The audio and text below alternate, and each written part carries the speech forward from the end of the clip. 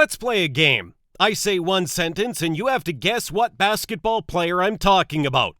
Ready? The best shooter in the history of the NBA and the game as a whole. If your answer is Danny Green, then you are not right. Of course, I am talking about Golden State Warriors superstar Stephen Curry, aka Chef Curry.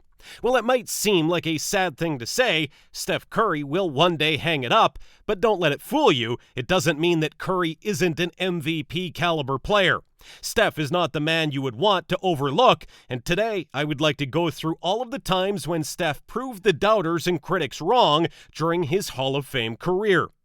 In this video, we will talk about people who underestimated Steph Curry and were shut down afterward by the three-point legend himself. This video will hopefully be an entertaining one considering how the quotes of Curry doubters didn't age well. And if you are ready, go grab some snacks, get yourself comfortable, and enjoy this video.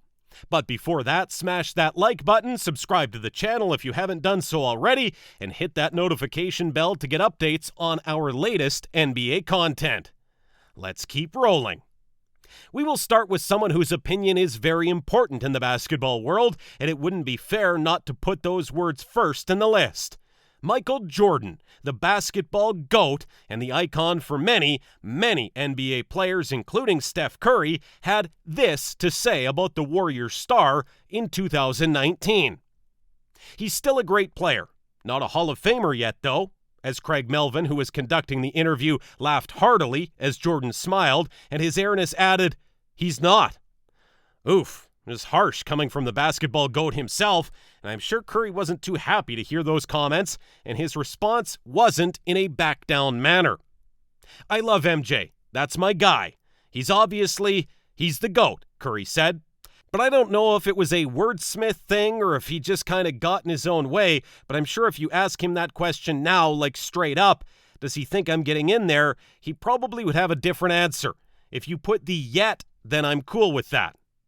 MJ versus Curry? This would be a matchup that would bring about billions of viewers around the globe, and I would like to know, who do you think would win this one? Even before the start of his NBA career, Steph was already highly underrated, and this is something that many sports analytics see as one of the league's biggest mistakes. Not drafting Stephen Curry at least in the top 5 now seems completely insane, but this fact gets even wilder when you take into consideration what the scouts said about Steph. Number 1. For Draft Express, Jonathan Givony praised Stephen's pass-first mentality and excellent court vision, though he stated that he is probably never going to be a pure playmaker like Steve Nash or Chris Paul. However, Curry did show a good enough feel for the game to at least develop into a capable facilitator a la Mike Bibby or Mo Williams. Let's take a closer look at his scouting report. Defensively, Curry puts a solid effort in, but is extremely limited by his poor physical tools on this end of the floor. He lacks great height, length, or strength and possesses below-average lateral quickness, making him a potential defensive liability when being matched up with some of the more explosive guards the NBA is known for. One of the bigger concerns about Curry's offensive game is that he does not project to become a prolific slasher at the NBA level.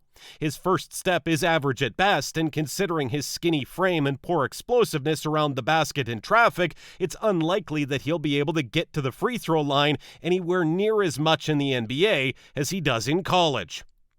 Excuse me, wouldn't get to the free throw line a lot?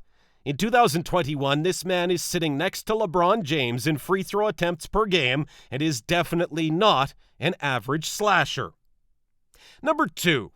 The next to judge Curry was an unknown Bleacher Report author. Seems like his words turned out to be so untrue that he scrubbed his name out of the article to avoid a wave of backlash. Nevertheless, I do have a piece of the controversial article. Curry's physical limitations probably mean he is going to end up as more of a point combo guard than a pure 2. He doesn't have the size, the strength, or the lateral quickness, athleticism to defend shooting guards in the league. He is also going to run into some issues at the point as well. His first step leaves much to be desired, and it's more than likely this will mean that Curry will have problems beating NBA players off the dribble. Best case, I've seen a lot of people saying Mike Bibby, so I'll go with that. Worst case, Gennaro Pargo, Steve Kerr, and JJ Redick. He probably is never going to end up being a star in the league because of a lack of explosiveness. Never going to become a star. Well, I guess we all know what happened in the next 5 years after this claim. Number 3.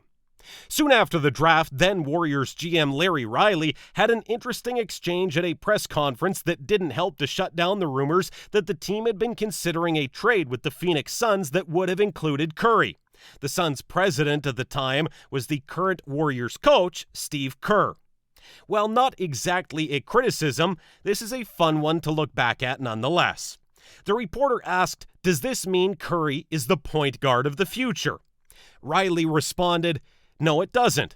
We'll go into that and we'll start the season. We'll train him as much as we possibly can to play him as a backup to Monta Ellis and to play some at the 2 spots. There may be times when they're on the floor together, of course." The reporter then asked, "Out of Anthony Morrow and Curry, who's the better shooter?" To which Riley responded, "It's a little bit difficult to predict exactly how Curry's going to shoot the ball other than he's going to be a good shooter. Morrow's a great shooter. Right now, Morrow's a better shooter than almost anybody in the league. I see him as ahead of Curry in that regard." No disrespect to Anthony Morrow, but apart from the Big 3 league, he wasn't much of a factor in the NBA. Number 4.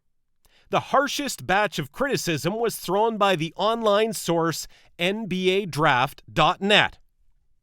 Far below NBA standard in regard to explosiveness and athleticism, at 6'3", he's extremely small for the NBA shooting guard position, and it will likely keep him from being much of a defender at the next level.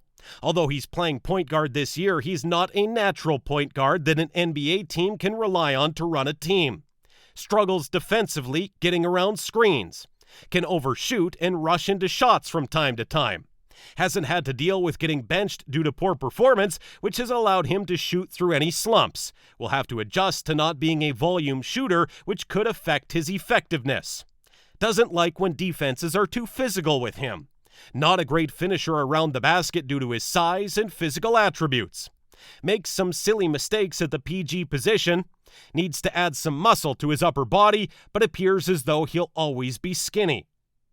Man, if I had a time travel machine, I would gladly send NBADraft.net a couple of 2021 Steph Curry photos from the gym. The man is a beast, and muscles have never been something Curry struggled with, considering that his play style has never been quite physical. Even to this day, I still wonder how the scouts could mess up Curry's draft analysis so badly, but I guess we'll never know, as Steph is a true warrior to the bone. But what are your thoughts? Whose take do you think was the most nonsensical amongst all? Or maybe there are points you can agree on.